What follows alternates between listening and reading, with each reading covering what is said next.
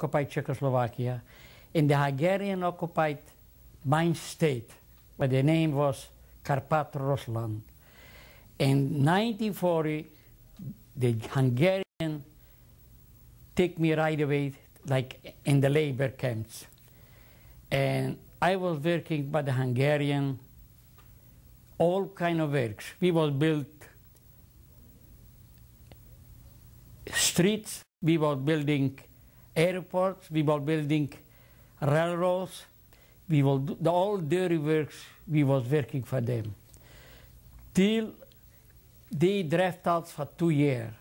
After 2 years, we have to go home, they take us out to the Russian front, and we was working over there for the Germans.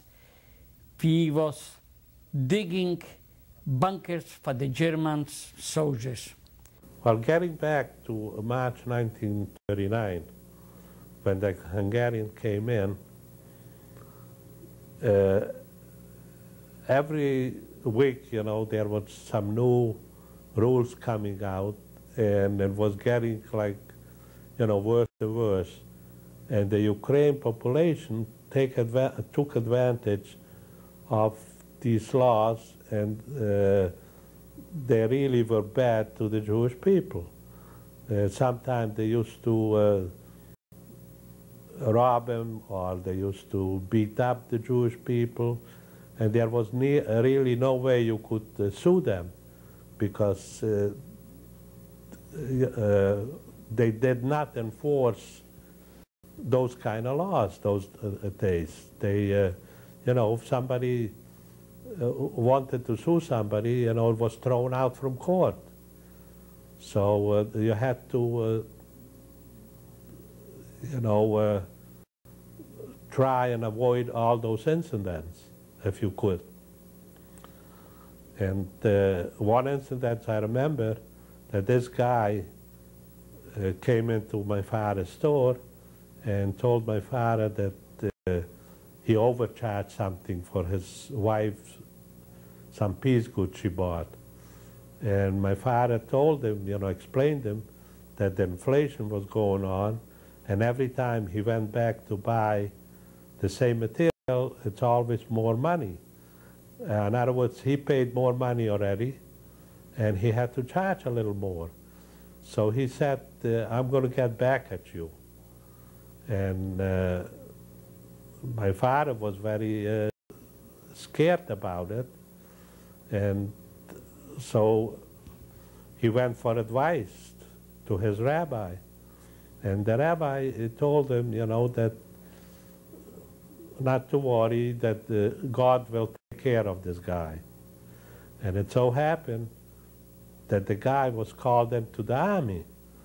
And after he was in the army a little while, he came home for a weekend furlough with his gun and with his bayonet.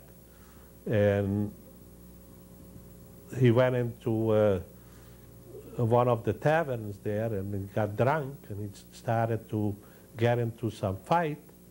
And one of the guys took his bayonet and stabbed him to death. So that was the end of this guy. But there was a lot of incidents where they beat up, you know, the Jewish people, and they made it very miserable, you know, for them. So I really, you know, once I went away to Budapest, I just didn't want to come back to the same town. And by the way, you know, when I was thrown out from school, I went into, I was not too crazy about helping in the store or being in the store. That wasn't my type of job which I liked. So my father got me into learning a trade. And the trade which I learned was dental, being a dental technician. So when I was in Budapest and I didn't want to go home, at least I had a trade, and I could go in and get a job and support myself. I was going to the school, to the public school, to the Czech public school, beside the cheder, the Jewish cheder, and after to the high school.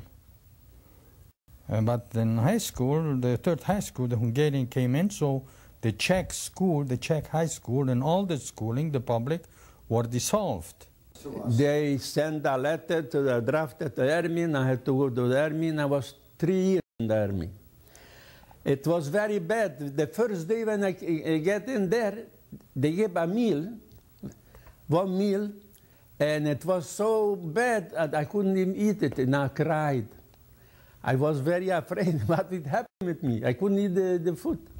Describe the anti-Semitism in the Romanian army. Very anti-Semitic. They didn't call you your name. They call you Jew, like in Romanian, Jidan. In English, it is Jews. Come here, you Jew. Were very anti-Semitic. I went to the Romanian school first, and in 1940, the Hungarians occupied that part of Romania. And I continued to go 2 more years to Hungarian school. And then they stopped, they didn't allow any more Jewish children to go to school. Only till the 4th grade. Nobody higher than 4th grade could go to school. Well, after the Hungarians came into Carpathia in 1939, and the same when they came into Northern Romania in August of 1940, the local Jewish population welcomed them. In a lot of cases, they brought flowers, they brought gifts, and they were glad to see them come in because local Romanian peasants and those local Carpatho Ukraine people were very anti-Semitic. So the older Jewish people had thought that with the Hungarians coming in, it would be like it was in the days of the Austro-Hungarian Empire. Now these Jews were wrong because things had happened since then that would make it a different situation altogether. As early as 1920, the Hungarians had already put anti-Jewish laws on the books. And there were a series of laws which were introduced in the legislation in 1938 and in 1939. And these laws, in a way, they mimicked Germany's Nuremberg laws. They spoke of the Jews as a race instead of a religion. They limited them to professions, so they couldn't be doctors or lawyers or reporters or playwrights. They could only do labor jobs or own small businesses. They also made laws that would force them into compulsory labor divisions with the army.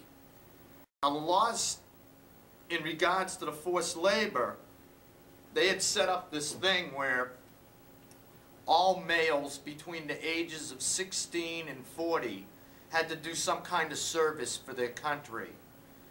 They knew that war was going to occur, so they wanted to make sure that people were going to contribute to the country. And this was kind of like a martial law in a way. And the law was really after the Jews, the Serbians, the Slovaks, the communists, criminals, and other groups that they considered subversive. So this law that they put out paved the way to create the labor brigades and gave it some justification.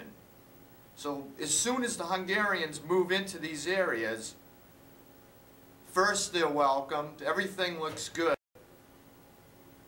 But then all of a sudden, Jewish men are called up to do road building or construction work, or build fortifications, and they're sent into Hungary, and they're sent to the Ukraine, and they're sent to Yugoslavia to the Bor copper mines. They took me to the, like, soldiers, just it was not soldiers. They took us, the Jews, they didn't trust to take them as soldiers, the Hungarian, so they call it